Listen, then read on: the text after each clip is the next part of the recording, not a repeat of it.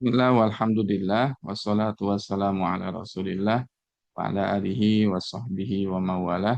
Asyhadu an la ilaha illallah wa asyhadu anna Muhammadan abduhu wa rasuluhu alladzi la nabiyya wa la rasula ba'dah. Allahumma shalli wa sallim wa an'im ala nabiyyina wa habibina wa syafi'ina Muhammad sallallahu alaihi wasallam wa ala alihi wa sahbihi ajma'in. Allahumma rahmna bil Qur'an wa ja'alhu lana imama wa nura wa huda wa rahmah. Allahumma dzakirna minhu ma nasina wa 'allimna minhu ma jahilna warzuqna tilawatahu ana al-laili wa atrafan. Insyaallah kita akan tilawah terlebih dahulu satu halaman ya. Kita akan membaca surat Al-Fatihah terlebih dahulu. A'udzu billahi minasy syaithanir rajim. Bismillahirrahmanirrahim. Alhamdulillahi Rabbil alamin. Ar-Rahmanir-Rahim. Maliki yaumiddin. Iyyaka na'budu wa iyyaka nasta'in. Ihdinas siratal mustaqim. Siratal ladzina an'amta 'alaihim ghairil maghdubi 'alaihim waladdallin. Amin. Bismillahirrahmanirrahim. والذين ينفقون أموالهم رئاء الناس ولا يؤمنون بالله ولا باليوم الآخر ومن يكن الشيطان له قرينا فساء قرينا وماذا عليهم لو آمنوا بالله واليوم الآخر وأنفقوا مما رزقهم الله وكان الله بهم عليما إن الله لا يظلم مثقال ذرة وإن تك حسنة يضاعفها ويؤت من لدنه أجرا عظيما فكيف إذا جئنا من كل أمة بشهيد وجئنا بك على هؤلاء شهيدا يومئذ يود الذين كفروا وعصوا الرسول لو تسوى بهم الأرض ولا يكتمون الله حديثا يا أيها الذين آمنوا لا تقربوا الصلاة وأنتم سكارى حتى تعلموا لا تقربوا الصلاة وأنتم سكارى حتى تعلموا ما تقولون ولا جنبا إلا عابري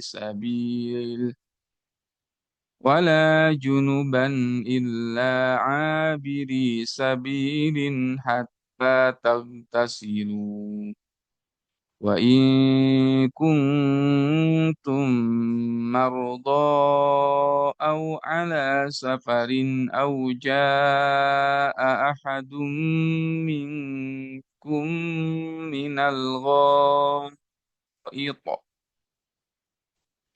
أو لامستم النساء فلم تجدوا ماء فتيمموا صعيدا طيبا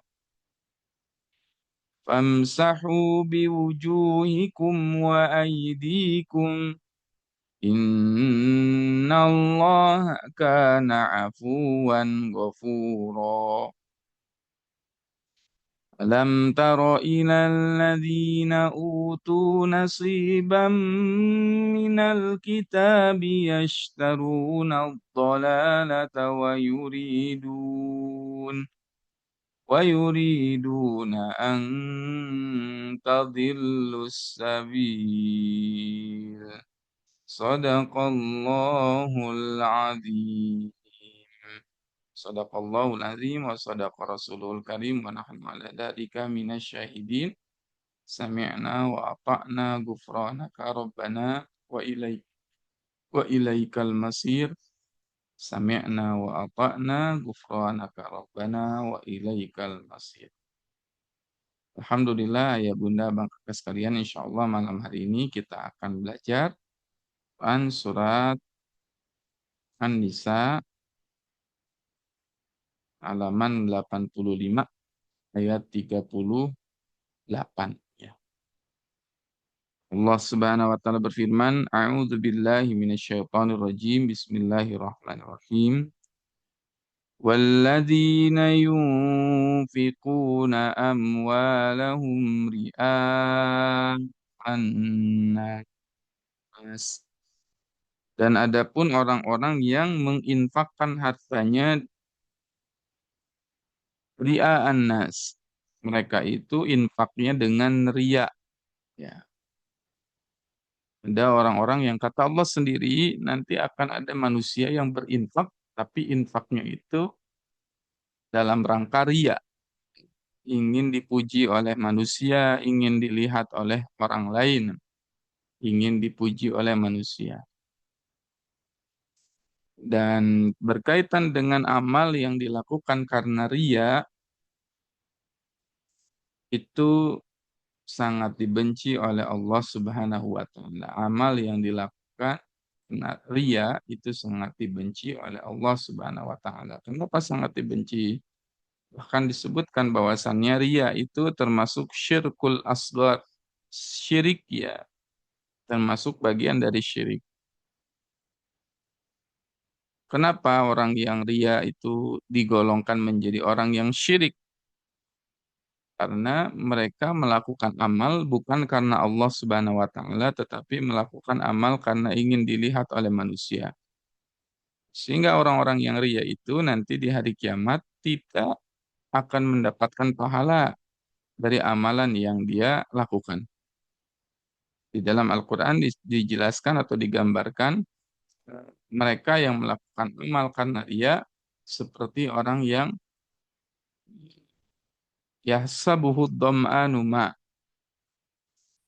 seperti orang yang sedang mengejar fata morgana, dikejar-kejar seperti ada air, tetapi semakin didekati tidak ada air itu. Atau ya faja'alnahu haba'an mansura. Ada orang-orang yang di dalam Al-Qur'an disebutkan waqadimna ila ma 'amilu min 'amalin faja'alnahu haba'an mansura.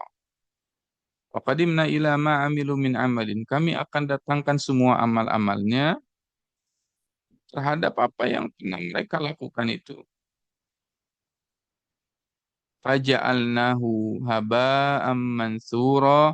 Lalu kami jadikan amalan-amalan itu seperti debu yang berterbangan. Ditiup oleh Allah, hilang semuanya. Maka jangan sampai amalan yang kita lakukan bukan karena Allah Subhanahu wa taala, bukan mengharap ridhonya Allah, tetapi amal yang kita lakukan itu semata-mata karena ingin dilihat dan dipuji oleh manusia. Sangat rugi ketika kita melakukan amal yang dilakukan bukan karena Allah, tetapi dilakukan karena ingin dilihat oleh manusia. Sehingga ada nanti ya salah satu ya seorang syekh ya pernah berkata ada seseorang ya dia itu bermimpi. Di dalam mimpinya seorang ulama ya, di dalam mimpinya dia melihat ya, dia diberikan pahala oleh Allah Subhanahu wa taala ketika membaca Al-Qur'an. Ya, dia baca surat Toha, ya. Toha ma anzalna alaika ma anzalna alaikal Qur'ana litashqa illa tadhkiratan liman yakhsha tanzilam mimman khalaqal arda was samawatil ula. Ar-Rahmanu 'alal 'arsy istawa. Dia baca Quran surat Toha itu. Dia membaca Quran surat Toha tersebut. Sampai akhirnya dia melihat amalan pahala-pahala dari setiap bacaan Quran surat Toha yang dia baca. Berubah. Toha ditulis 10 kebaikan, 10 kebaikan, 10 kebaikan. Ma anzalna 'alaikal Qur'ana litashqa. Ditulis lagi 10 kebaikan. Tulis lagi 10 kebaikan. Sampai dia di satu ayat, Allah Subhanahu wa taala tidak menuliskan pahala untuk orang tersebut. Satu ayat itu hilang pahalanya.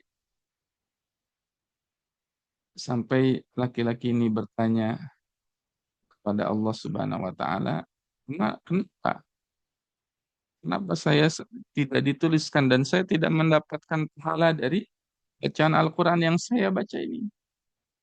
Di ayat-ayat yang lain saya dapatkan pahalanya dan di ayat ya, ini saya tidak mendapatkan pahalanya.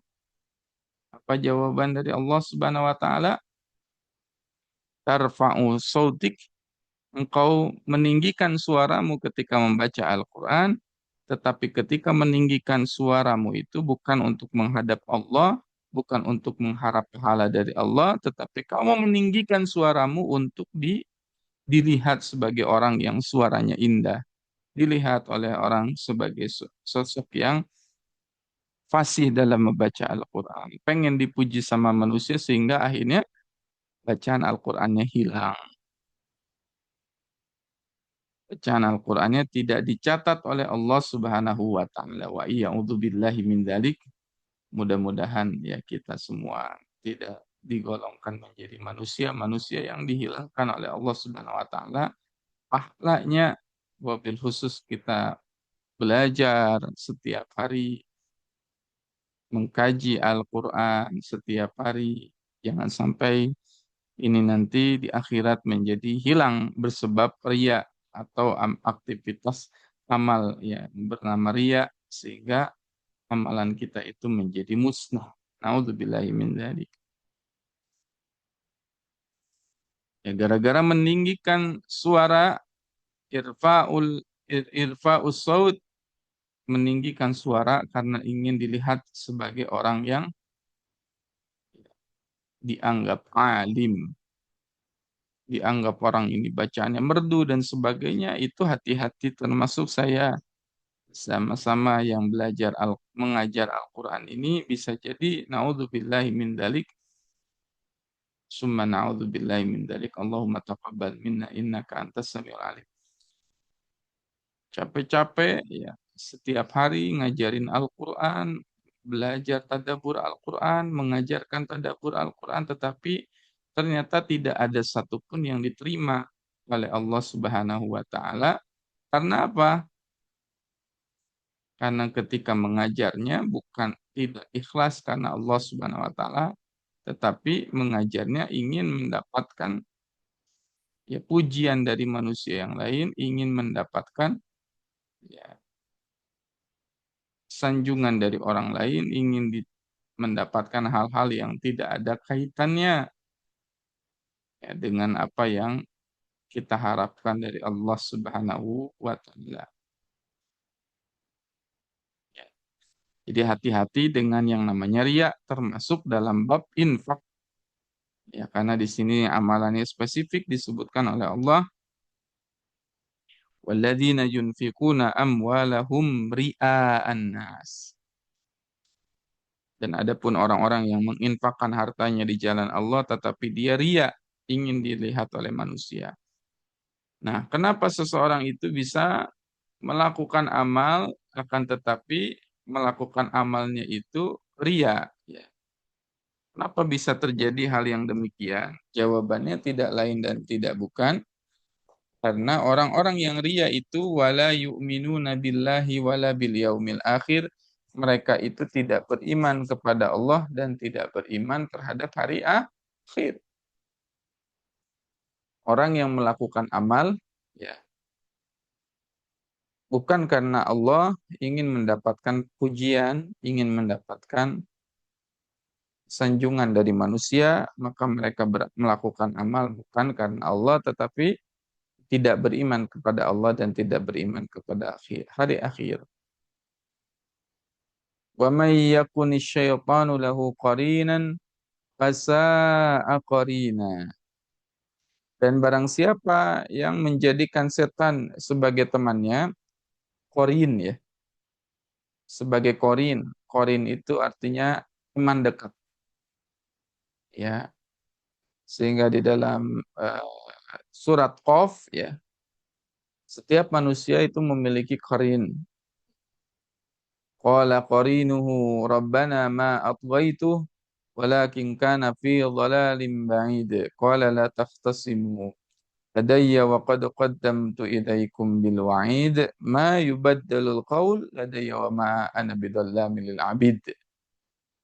Itu namanya qarin ya. Qarin itu ya jin yang mendampingi manusia. Ya.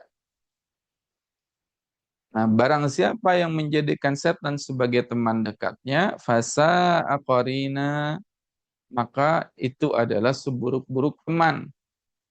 Ya, seburuk-buruk teman. Ya, seburuk-buruk teman itu adalah qarin. Ya, setan. Ya, qarin. Ya.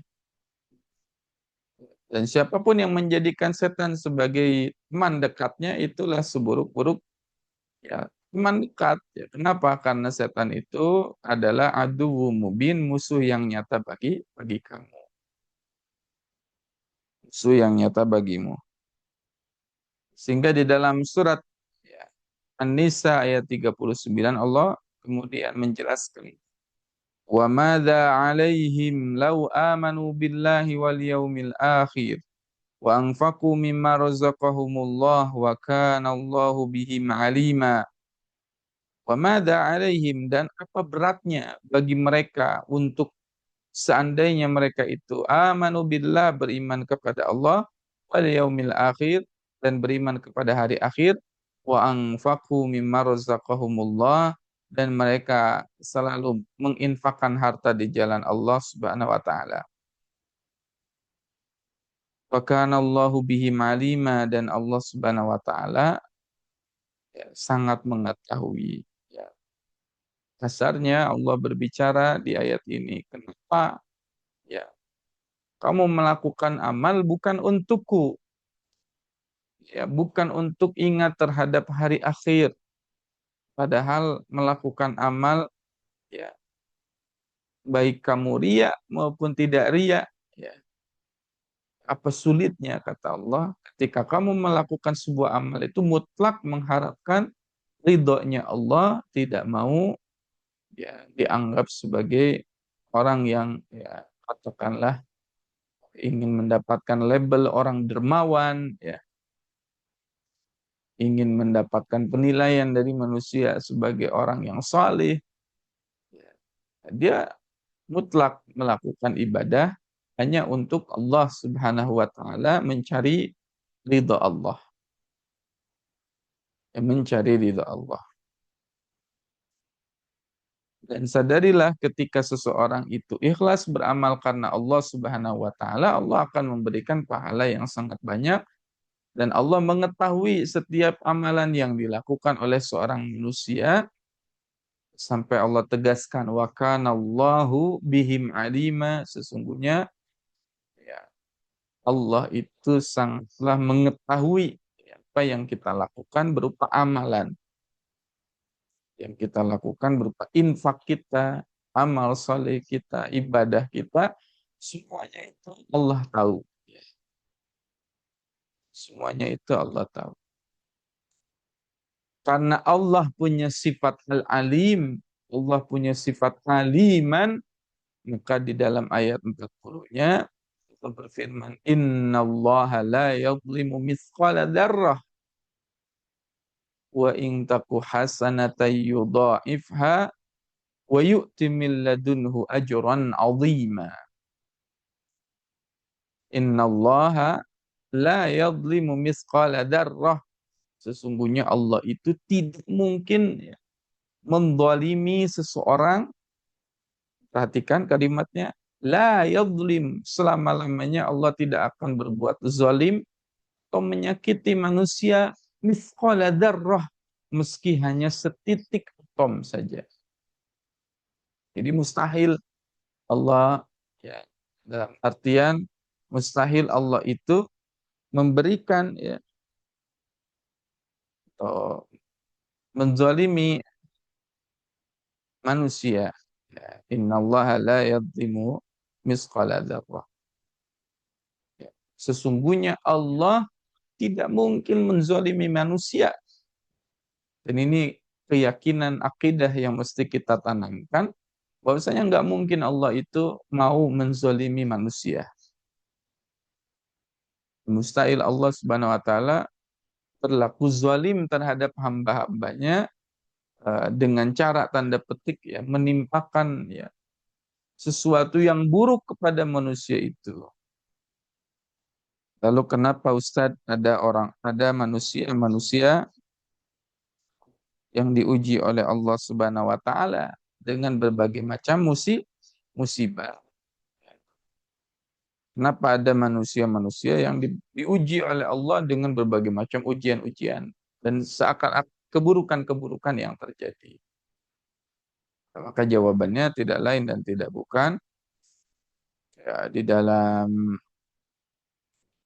Al-Quran Allah Subhanahu wa taala menegaskan ma asaba min musibatin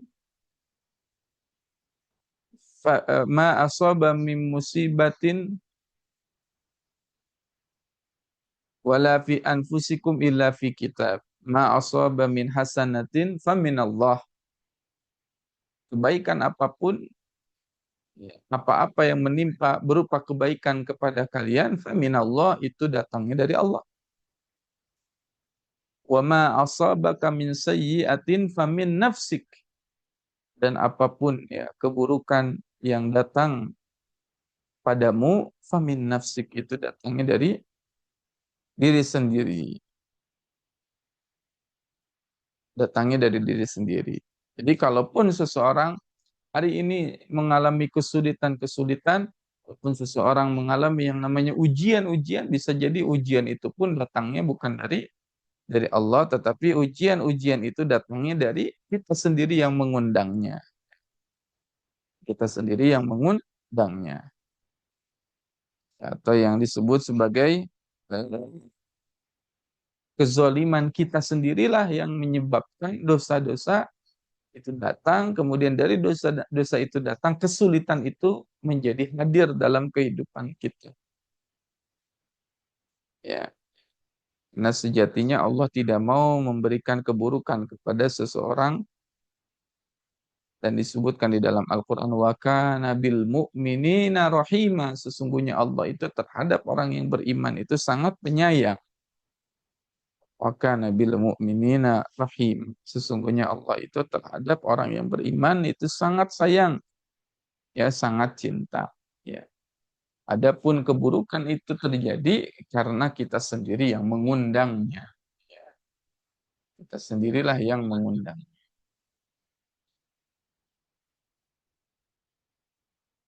Ya. Dan ini harus kita tanamkan keyakinan bahwasannya innallaha la yadhlimu mithqala dzarrah.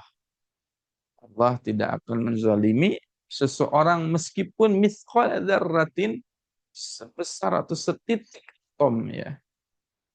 Itu misqal ya, misqala dzarrah. Dzarratin itu adalah bagian paling terkecil yang ada di dalam alam semesta ini. Yang kita tahu hari ini adalah atom ya. Jadi Allah tidak mungkin menzolimi seseorang itu, ya, meskipun setitik atom saja. Dan Allah tegaskan lagi, wa in taku hasanatan yudha'ifha wa yu'ti min ladunhu ajran 'azima. Wa in taku hasanah, kalau seseorang itu, ya, melakukan kebaikan sekecil apapun. Allahu akbar, ya. Dan di sini ada kalimat yang menarik, ya, di mana Allah Subhanahu wa taala berfirman, wa in taku hasanatan. Nah, di sini hanya ada satu ayat, satu kalimat. Wa in taku hasanatan yudha'ifha. Kalau kalian, ya, melakukan kebaikan sekecil apapun, yudha'ifha, Allah akan balas dan Allah akan lipat gandakan. Dan kita harus bersyukur, alhamdulillah.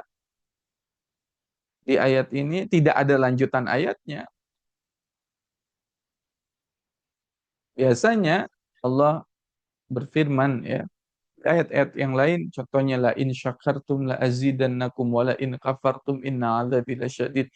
Kalian bersyukur, kami akan tambah nikmatmu. Wa la in kafartum, kalau kalian kufur, inna adzabi lasyadid, sesungguhnya azabku sangatlah berat. Tetapi di ayat ini Allah hanya mengatakan wa in taku hasanata yudha'ifha.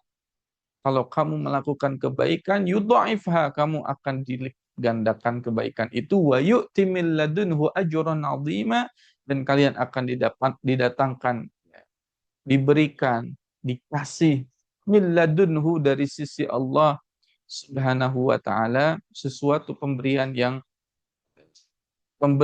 agung, pemberian yang istimewa, pemberian yang eksklusif, ya, limited edition, itu min ladunhu. Ajran azima, ditegaskan lagi oleh Allah, ajran azima. Ya, pahala, balasan yang sangat besar sekali. Allahu akbar. Seseorang melakukan kebaikan sekecil pun dilipat gandakan pahalanya, dikasih balasan dari sesuatu yang sangat agung, ya, di sisi Allah, dan diberikan ajran azima, pahala yang sangat besar sekali, pahala yang sangat agung sekali. Dan di ayat ini Allah tidak lengkapi dengan kalimat wa in kusayyi'atan. Kalau kalian melakukan setitik keburukan saja, yudha'ifha, Allah akan lipat gandakan dosanya, itu nggak ada di ayat ini. Ya. Dan disinilah bukti kemahabaikan Allah, di mana Allah Subhanahu wa taala dari awal sudah menegaskan kepada kita,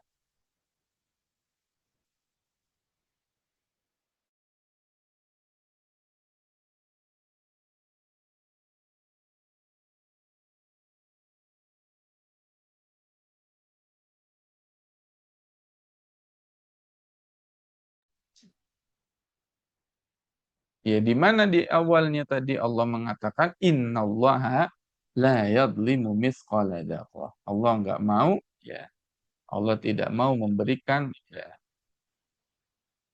keburukan atau kezaliman terhadap hamba-hamba. Dan ini tidak dan ini sesuai dengan ayat yang Allah jelaskan tadi, innallaha la yadlimu mithqala dzarrah. Sesungguhnya Allah itu tidak mau menzolimi. Kalau misalkan Allah mengatakan wa intaku, di sini kita tulis misalkan sayyi'atan, ya, sayyi'atan, keburukan, ya, akan dilipat gandakan, berarti bertentangan dengan, ya, ayat yang bunyinya innallaha la yadlimu misqala dzarrah. Disinilah kita merasakan keagungan Allah Subhanahu wa taala untuk manusia. Sehingga di ayat 1 Allah berfirman, "Fa kaifa idza ji'na min kulli ummatin bisyahidin wa ji'na bika 'ala haula'i syahida." Maka bagaimana, kata Allah Subhanahu wa taala, idza ji'na, ketika kami datangkan kamu wahai Muhammad. Ayat ini akan turun kepada Nabi Muhammad SAW. Ayat ini turun kepada Rasulullah Sallallahu Alaihi Wasallam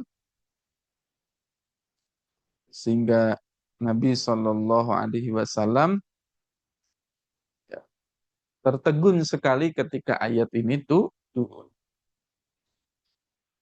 Satu saat Nabi Shallallahu Alaihi Wasallam pernah memerintahkan eh, seorang sahabat ya untuk membacakan Al-Quran di hadapan Nabi.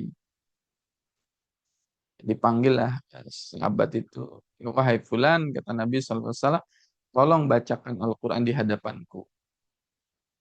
Kemudian tentu seorang sahabat ya, diperintahkan oleh Rasul disuruh membaca Al-Quran di hadapan Nabi Shallallahu Alaihi Wasallam, tentu pasti akan merasa malu, merasa segan, merasa nggak enak, merasa takut salah. Sebagaimana kita, ya, kalau kita setoran atau baca Al-Quran di hadapan guru kita, pasti kita pun merasa nggak enak. Kita pun merasa apa? Nggak enak gitu ya.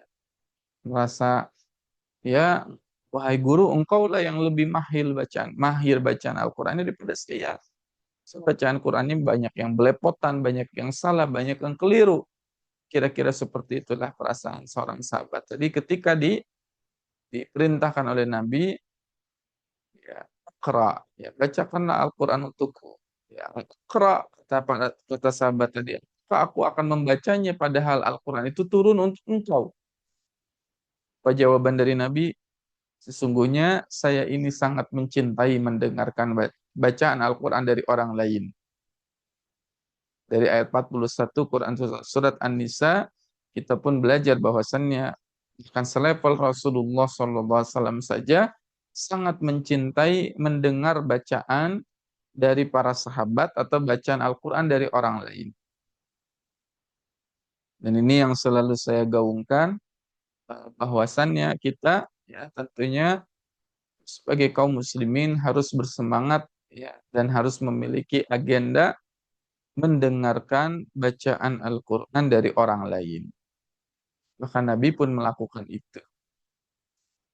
Sampai akhirnya seorang sahabat tadi akhirnya membacakan surah An-Nisa dari ayat 1. Ya. Ya ayyuhan nasu taqu rabbakumul ladzi khalaqakum min nafsin wahidah. خلق منها زوجها وبث منهما رجالا كثيرا ونساء واتقوا الله الذي تساءلون به والأرحام إن الله كان عليكم رقيبا. Dia baca sahabat itu sedikit demi sedikit, saya demi saya, sampai dia menginjak ayat 40. Inna Allah la yadlimu mithqala darrah wa in taku hasanatan yudha'ifha wa yu'ti min ladunhu ajran 'azima. فكيف إذا جئنا من كل أمة بشهيد وجئنا بك على هؤلاء شهيدا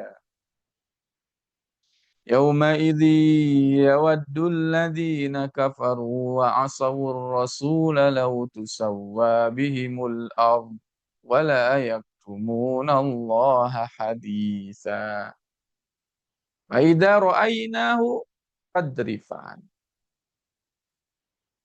Ketika akhirnya sampai ke ayat 41 ini, ya, Rasulullah mengatakan kepada sahabat, ya, hasbuk, hasbuk, cukup, cukup. Ya, cukup, cukup, nggak usah dibaca lagi. Kata Rasulullah SAW kepada sahabat tadi, hasbuk, cukup. Akhirnya sahabat ini menyelesaikan bacaannya dan ketika melihat ya pada wajahnya Nabi, faida ra'ainahu tadrifan. Ketika dilihat Rasulullah, mukanya atau wajahnya yang mulia sudah banyak sekali basah sekali dengan tangisan air mata, sudah janggutnya basah ya. Kemudian wajahnya sudah bergelimangan air mata. mendengarkan bacaan Al-Quran dari sahabat. Rasul menangis. Sampai sahabat tadi merasa bersalah. Ya Rasulullah, kenapa engkau menangis ya Rasulullah? Mata bekika ya Rasulullah. Kemudian Rasulullah mengatakan, saya sangat tegun sekali dan saya takut sekali di ayat 21 di mana Allah berfirman, "Fakaifa idza ji'na?" Maka bagaimana ketika kami ya mendatangkan kamu, ya, wahai Muhammad, min kulli ummatin bisyahid, dari semua umat ya manusia dari zaman Adam sampai zaman Nabi Muhammad sallallahu alaihi wasallam, semua manusia akan dikumpulkan oleh Allah Subhanahu wa taala bisyahidin, ya, dengan kesaksian dengan ya barang bukti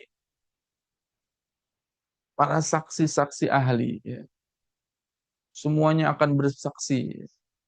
Wajibna bika ala haula'i syahida, dan kami datangkan engkau Muhammad terhadap semua umat itu ala haula'i syahida, terhadap semua manusia dari zaman Nabi Adam sampai umat terakhir di zaman Nabi sallallahu alaihi wasallam, manusia terakhir dari umatnya Nabi Muhammad sallallahu alaihi wasallam, yang menjadi saksi ahlinya adalah Rasulullah sallallahu alaihi wasallam. Ditanya Nabi tentang semua umat itu apakah mereka mengesahkan Allah atau tidak. Tentu ini pekerjaan yang sangat berat bagi Nabi sallallahu alaihi wasallam. Ya, Nabi Adam menyampaikan risalah, Idris menyampaikan risalah, Nuh menyampaikan risalah, Hud menyampaikan risalah, Salih menyampaikan risalah, sampai terus terakhir kepada Nabi Isa alaihissalam menyampaikan risalahnya Allah Subhanahu wa taala, dan yang terakhir yang menyampaikan risalah adalah Rasulullah sallallahu alaihi wasallam, yang tentu beban pertanggungjawabannya lebih besar lagi. Rasul akan mengatakan mereka semua ya telah ya menyampaikan ya ajaranmu ya Allah, telah menyampaikan syariatmu ya Allah. Tentu ini akan berat sekali di mana Rasul didatangkan menjadi saksi ahli. Yaumaidzi yawaddu alladhina kafaru wa 'asawur rasul law tusawwa bihimul ard wa la yaktumuna Allah haditha.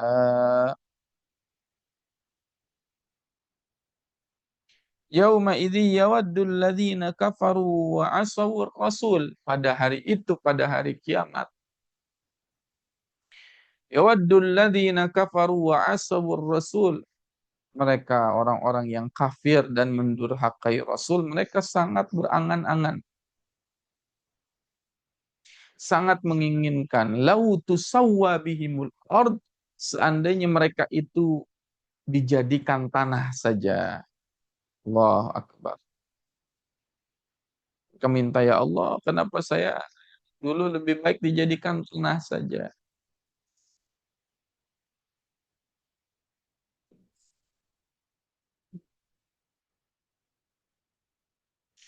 Kenapa orang-orang kafir itu sangat menginginkan menjadi tanah? Ya, kita bisa melihat dalam tafsir Quran surat An-Naba, di mana di dalam surat An-Naba ya, ditetangkan satu peristiwa, ya, qalal kafiru ya laitani kuntu turaba, di mana Allah akan hadirkan pada saat itu hukum kisos ya bagi binatang-binatang. Misal singa ya dia memakan rusa, ya maka rusanya itu akan meminta pertanggungjawaban kepada Allah. Ya Allah, kata rusa, saya ini dimakan oleh singa, ya. Maka pada saat itu ditetapkan hukum kisos, ya. Ya rusa itu akhirnya diberikan ya ganjaran oleh Allah Subhanahu wa taala, dan semuanya hewan-hewan yang buas ya, dan jinak ya di momen itu semuanya meminta saling diadili ya oleh Allah Subhanahu wa taala. Di pengadilannya Allah Subhanahu wa taala.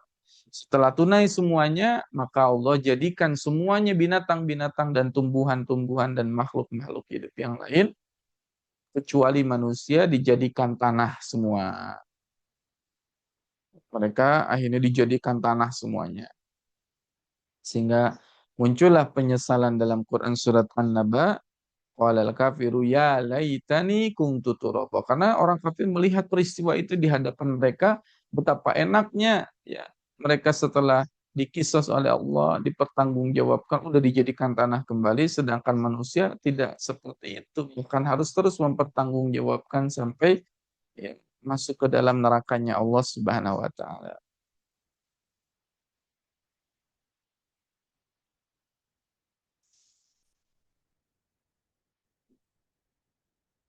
Yauma idzi yawaddu alladhina kafaru wa asawur rasul law tusawwa bihimul ard wala yaktumuna Allaha haditha, dan tidak ada satupun di antara mereka yang mampu menyembunyikan perkataannya di hadapan Allah Subhanahu wa taala. Wala yaktumuna Allaha haditha, tidak ada satupun yang tersembunyi di hadapan Allah. Baik. Selanjutnya Allah Subhanahu wa taala berfirman, Ya ayyuhalladzina amanu la taqrabus salata wa antum sukara. La taqrabus salata wa antum sukara hatta ta'lamu ma taqulun. Ya ayyuhalladzina amanu, wahai orang-orang yang beriman, la taqrabus shalah, janganlah kalian dekati salat, wa antum sukara, sedang kalian dalam keadaan kondisi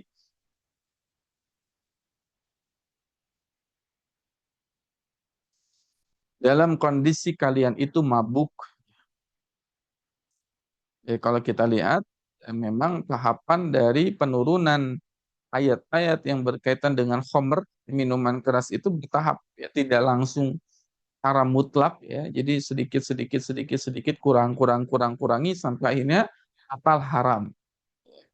Hurrimat alaikumul maitatu waddamu wa lahmul khinziri, ya, wa ma uhilla li ghairillahi bi wal munkhaniqatu wal mauqudatu dan seterusnya, ya. Khamru wal maisir. Khamr dan maisir akhirnya diharamkan secara mutlak, tapi itu bertahap. Awalnya kurangi, ya. Yas'alunaka 'anil khamri wal maisir qul fihima ismun kabiru wa manafi'u linnas wa ismuhuma akbaru min naf'ihima. Ya, mereka bertanya kepadamu wahai Muhammad tentang khamr. Ya, ketika syariat khamr, ya, berkaitan minuman keras, kata Nabi sallallahu alaihi wasallam, qul innama ismun, ya, dia adalah ada satu dosa di situ, ya, ada sesuatu yang tidak baik, ya.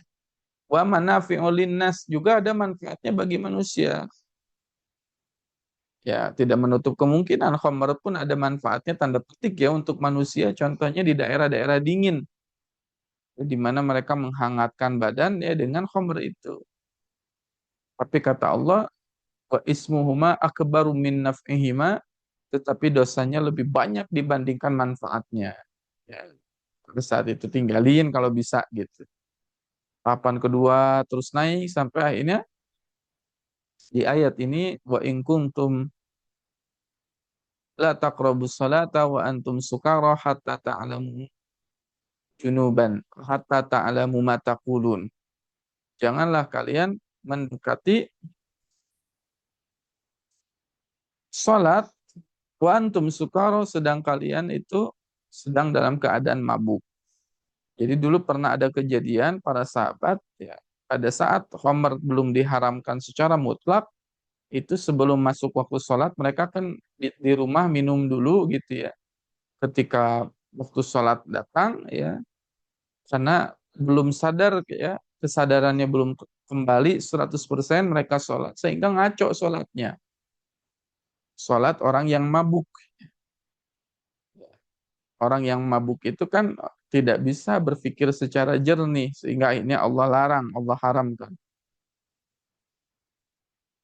Itu makna ayat yang majazi, yang hakikinya ya, hakikinya yang betul ya terlihat secara fisik ya.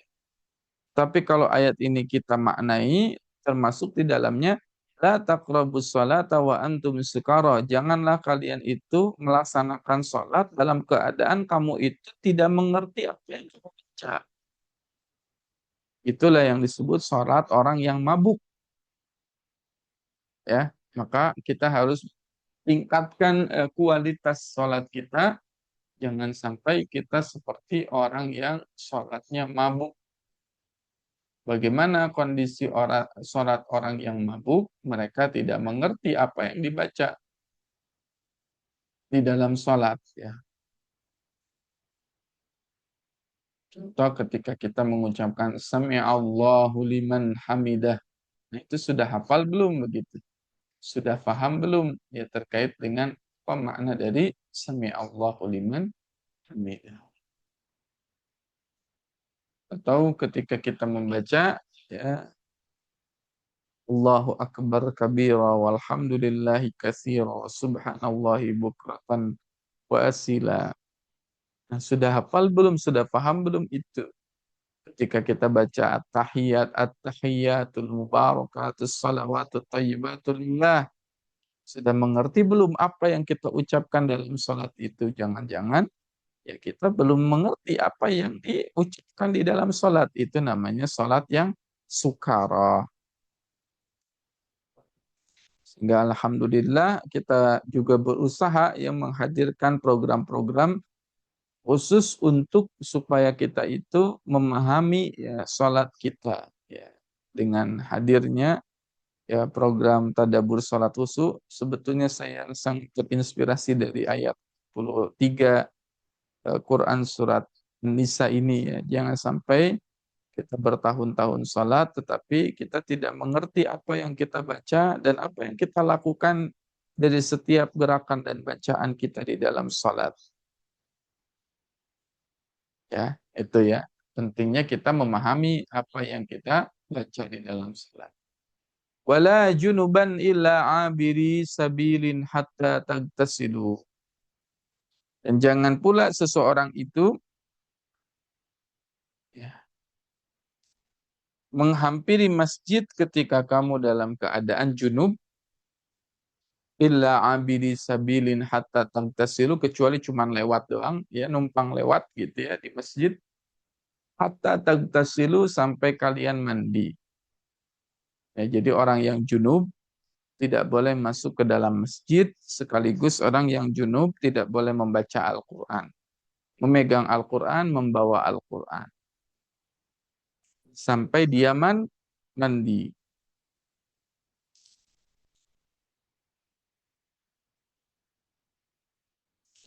Wa in kuntum marda aw ala safarin aw jaa ahadum minkum minal ghaid aw lamastumun nisa falam tajidu ma'an fatayammamu sa'idan tayyiba.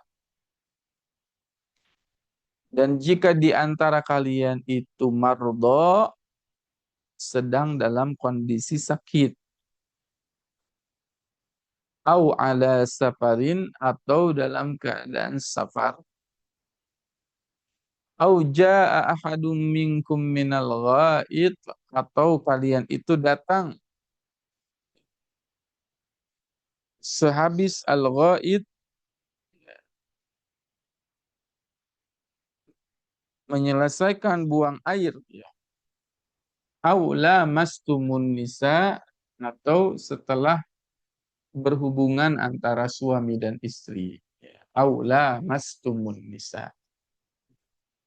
Jadi ayat ini bisa dibaca dua cara ya, bisa dibaca dalam kiroah yang kita kenal ya, kiroah Imam Hafiz an Asim, dibacanya lamnya dipanjangkan, aula mastumun nisa, itu artinya berhubungan ya, campur hubungan biologis antara seorang istri dan suami, itu namanya lamastum.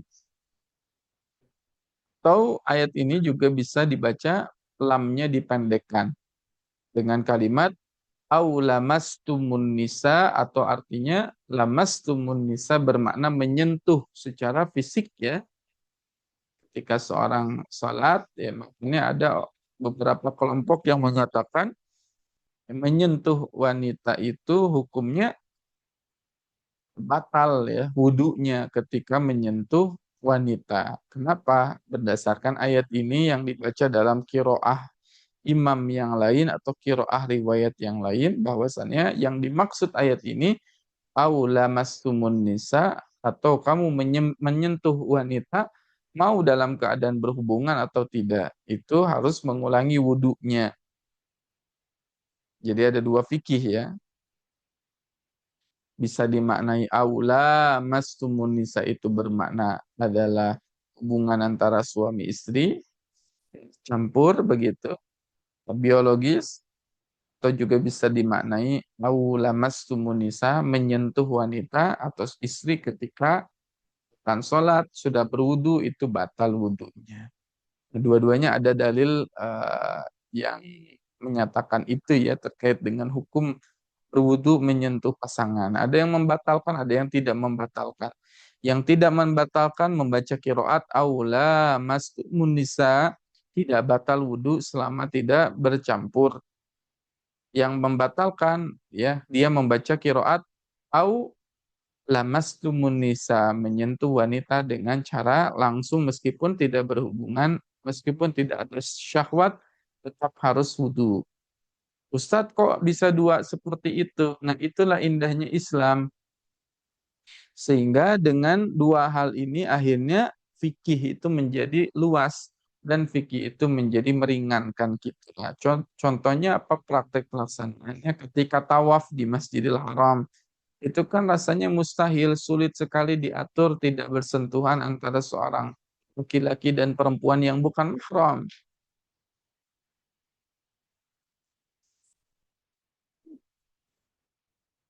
Bahkan sulit ya. Kalau misalkan kita terapkan laki-laki perempuan tidak boleh bersentuhan ketika tawaf, ya mungkin suami dan istri akan berpisah di tempat yang crowded ya. Bayangkan. Dan disitulah keindahan Islam yang memberikan kelonggaran dan pengaturan yang ya sempurna di dalam bab masalah fikih. Jadi ada ketentuannya, kalau seseorang itu mardo, ya sakit, kedua dalam perjalanan, ketiga ya sedang membuang air kecil, ya atau air besar, ya, atau berhubungan suami atau istri, falam tajidu ma'an, dan mereka tidak mendapati air, fatayammamu sa'idan thayyiban, maka bertayamumlah dengan sa'idan thayyiban, dengan debu yang baik ya, dengan cara-cara yang baik ya, dengan debu yang baik. Famsahu biwujuhikum wa aidikum, maka basuhlah atau usapkanlah ya, biwujuhikum dengan ya, muka kalian, wa aidikum dan tangan kalian. Innallaha kana afuwan ghafura, sesungguhnya Allah Maha Pemaaf lagi Maha Pengampun. Jadi di sini ada kriteria-kriteria tertentu yang membolehkan seseorang itu tayamum selama tidak ada air, falam tajidu ma'an, selama tidak ada air. Ya. Nah, jadi gimana Ustadz kalau kita di pesawat, bagaimana kita mau melaksanakan umroh di pesawat, seperti apa bagusnya begitu? Selama kita meyakini di pesawat itu ada air, maka ikhtiarkan sempurnakan ya, kita berwudu dengan air yang sempurna. Ustadz ribet kan kalau kita wudhu, jadi pesawat harus buka sepatu. Kata siapa? Tidak harus. Ya, sebetulnya tinggal basuhkan air itu ke sepatu. Itulah yang disebut sebagai wudhu menggunakan khuf. Ya, khuf itu artinya kaos kaki atau sepatu. Ya, cukup dilapkan saja ininya apa namanya sepatunya. Tidak perlu dibuka. Kalau bisa dimaksimalkan, kalau bisa wudhu wudhu begitu. Ya, kalau masih ada air. diikhtiarkan, dimaksimalkan.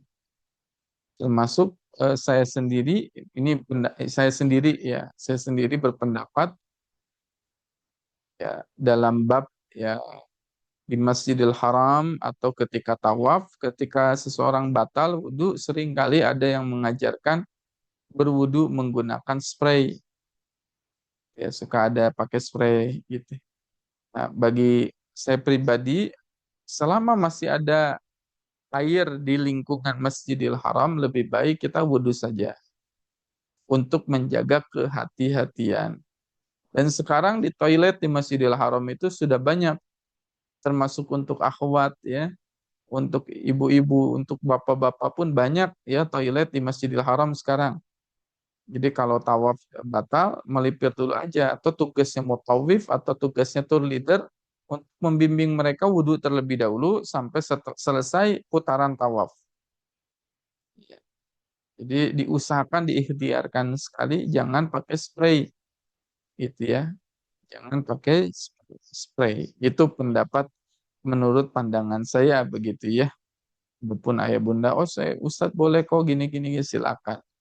Ya, tetapi dalam rangka kehati-hatian, ya janganlah kita wudhu pakai spray, lebih baik ya capek sedikit, ya tapi ibadah kita sah dibandingkan kita ternyata pakai spray dan sebagainya tidak sah gitu ya, capek gitu ya. Artinya sayang ibadah yang kita lakukan sudah keluar banyak uang tetapi tidak sah di sisi Allah. Begitu ya, karena tadi aturannya berwudhu dengan wudhu yang sempurna, kalau tidak ada pakai tayamum. Begitu. Di ayat 44 ya, Allah berfirman, "Alam taro ilal ladzina utu nasiban minal kitabi yashtaruna dhalalah wa yuriduna an tadillus sabil." Ya, ini akan kita bahas pada pertemuan berikutnya, ya, di mana di dalam surat An-Nisa halaman 86 nyambung ya, terkait dengan ahlul kitab. Ya, terkait dengan ahlul kitab. Wallahu a'lam bishawab, ini yang bisa kita pelajari pada kesempatan malam hari ini ya. Selanjutnya insya Allah saya ingin membuka ya sesi tanya jawab. Silakan bagi ayah bunda yang ingin bertanya.